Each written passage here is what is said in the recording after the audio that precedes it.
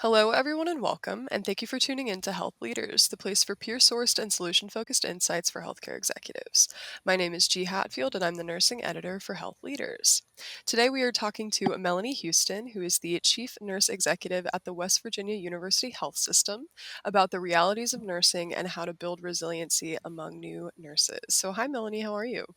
I'm doing well today. Thank you. Yeah, of course. Thanks for taking the time to be here.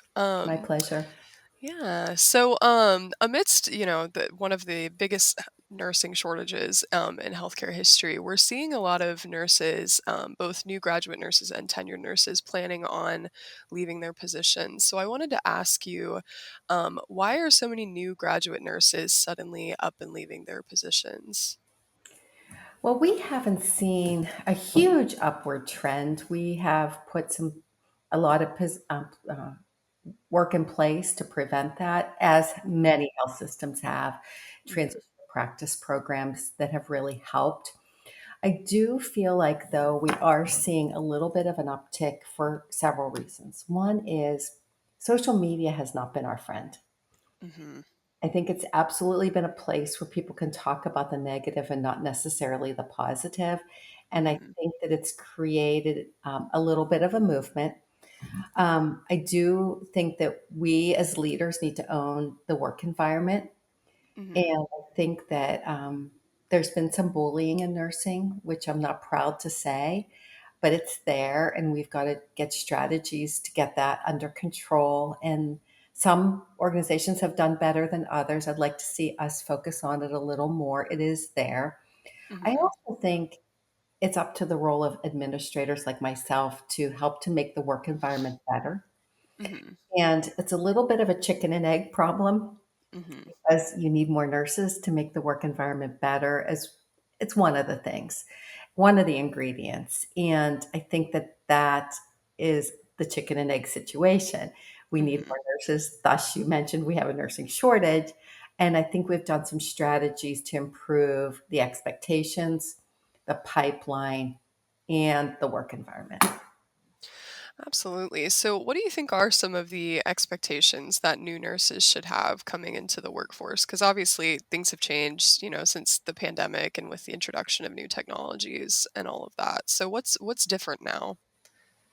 I think there has been some change in the work environment, but I think generationally, we're seeing Hmm. changes for some of the expectations, which are not necessarily bad. They Hmm. want the ease of technology, and we need to be better at responding to that. We've piloted some virtual nursing. I like to actually call it virtual patient care. Hmm. So nurses don't believe we're not replacing nursing, we're trying to support it. Many organizations are trying this as well. It's warmly received by Hmm. newer nurses. In fact, they're starting to expect it. They want the electronic health record to work in their favor and help them. And we have sometimes implemented it, but it hasn't always been simple. Hmm. So I think improving that is really important. I also think having a high touch environment where nursing managers do a lot more checking in Hmm. and and really being deliberate about that check-in process and giving positive feedback. As generationally, I think that that is more the expectation, to get a lot of feedback, both positive and what we need to do to improve. So I Hmm. think it's a combination of things like that. Absolutely. And, kind of speaking of like nurse managers checking in and things like that, what can nurse leaders and CNOs do to prioritize nurse mental health while also kind of building resiliency and making sure that, the expectation is meeting reality and things like that? So I think that nurse managers, especially tenured ones, have really been placed in the role of coaching counselor more than ever, Hmm. due to a lot more generational anxiety um, and depression through the pandemic. I think Hmm. equipping them with better tools to Hmm. be in that role, because they really weren't trained to be in that role. Hmm. I think that we could do better at that, getting more resources for them to be better and really.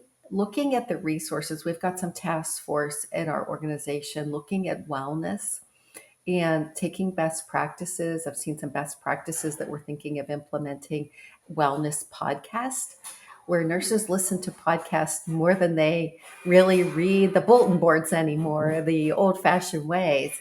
And mhm, yeah, I'm very interested in doing it with a younger generational nurse mhm, who can help to educate me on the needs of the workforce.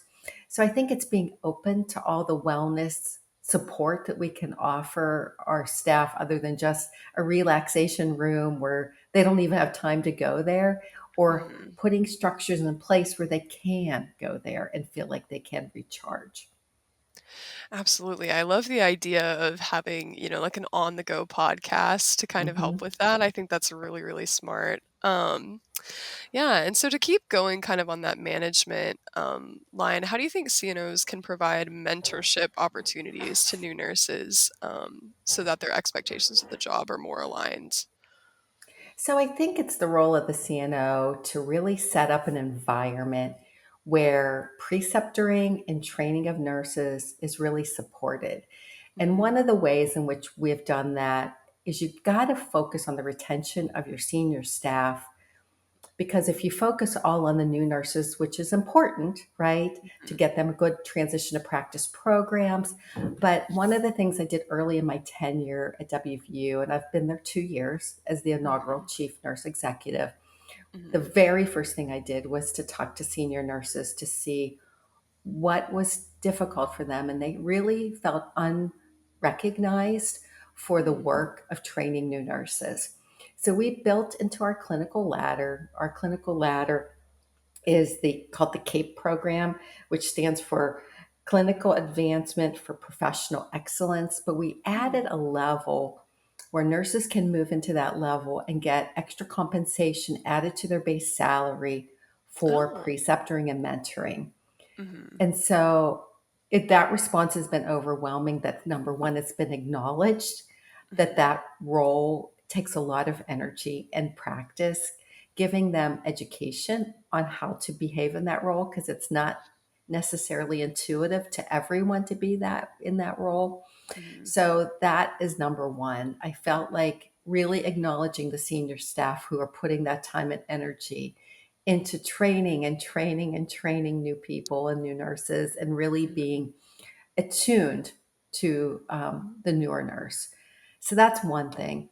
The other thing that we have done, and it really takes CNO partnership, and to your question, is we mhm, developed something relatively recently. About a year ago, we piloted called our Aspiring Nurse Program.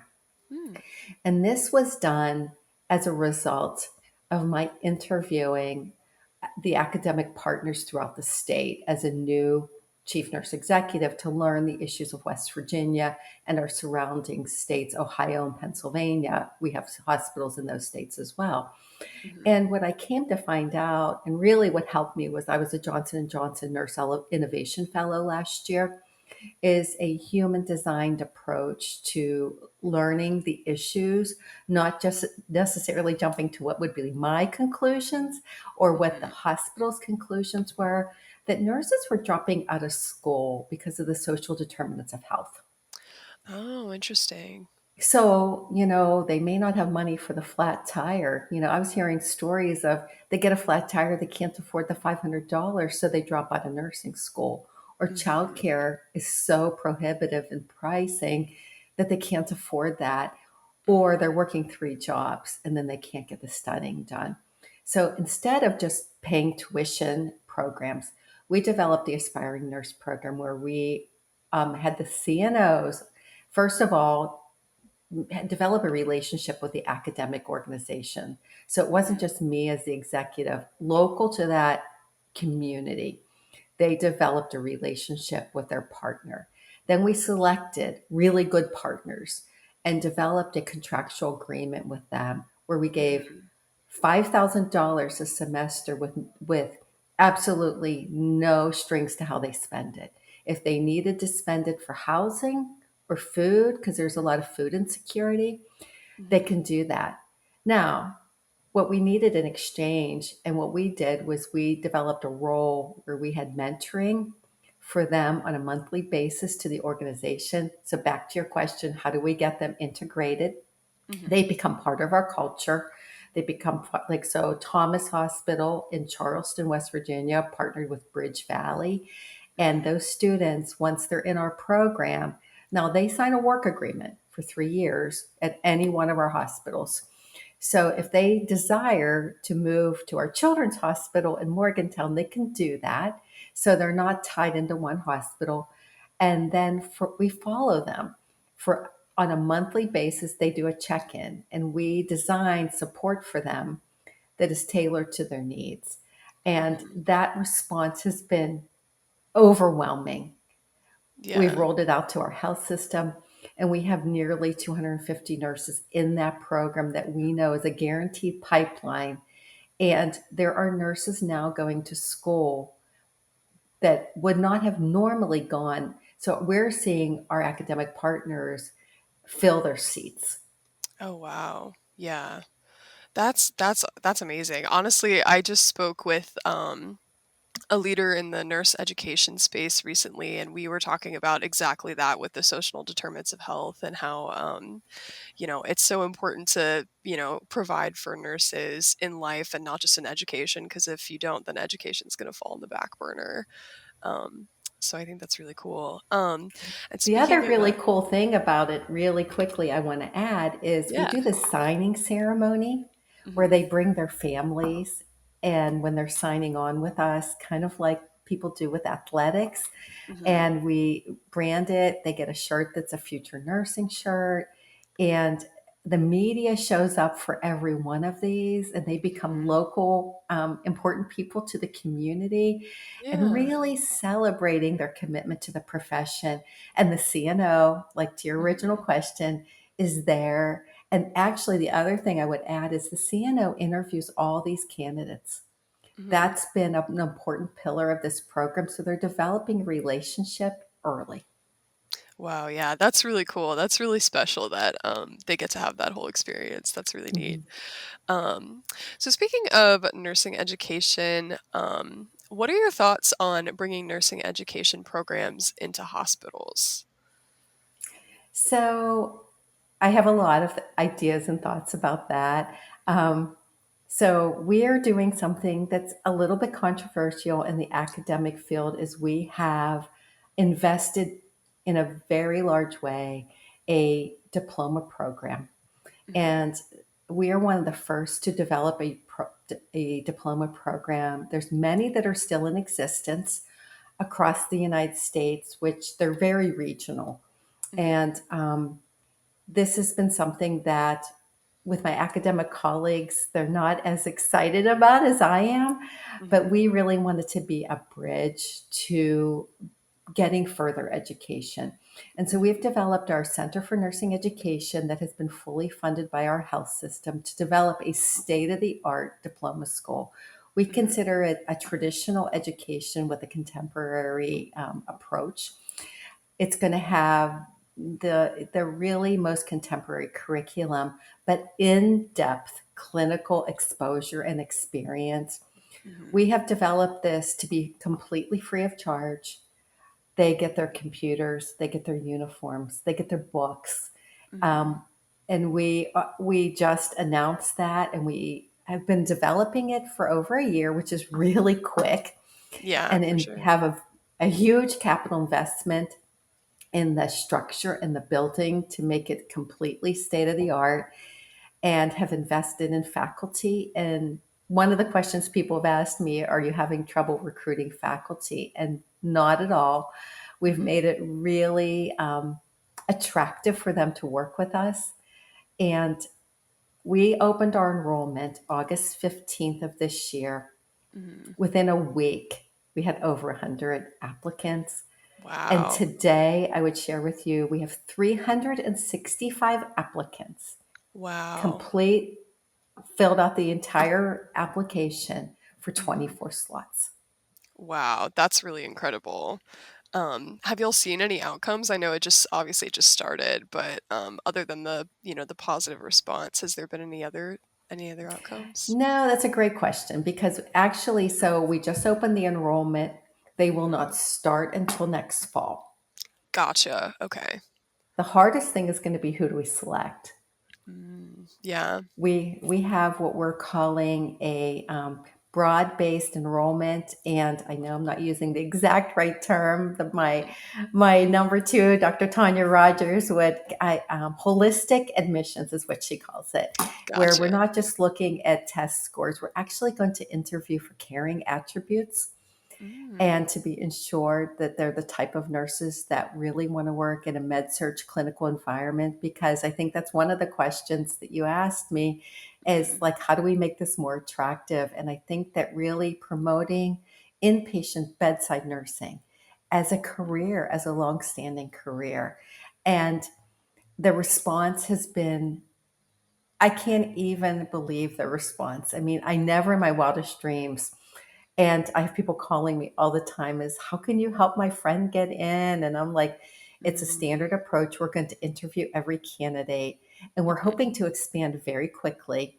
The State Board of Nursing only allows us to take 24 until we have the demonstrated outcomes. But mhm, we partnered with a school in Delaware, Beebe. Their mhm, Margaret Rowland's School of Nursing has been around for many, many years. They are mhm. number one in the state of Delaware and they have a 100% pass rate. So Wow. right. And Yeah. so we partnered with them to get lessons learned, and they have been generous partners. They want to see us succeed and shared everything that they've done well to integrate Mhm, into their environment.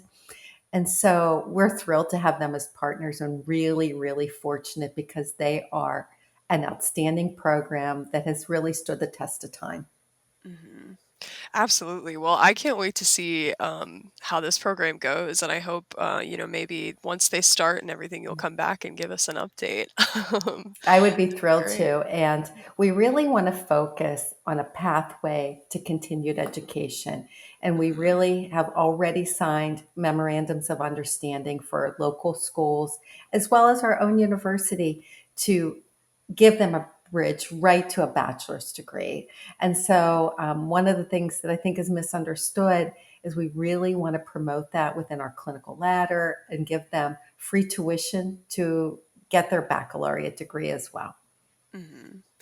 Absolutely. And I do want to touch on one part that you were explaining about, making sure that the nurses want to be in the med surge units and things like that. Mhm. So, what are some strategies for matching nurses with the right departments upon hiring, maybe to ease them in the work and into the work environment a little bit better? I think as leaders, we have not made med surg nursing, and our academic partners haven't really helped us as well. Um, we talk a lot about what I call the sexy things, right? I'm going Hmm. to work in the emergency department, or I'm going to really take care of the sickest of the sick.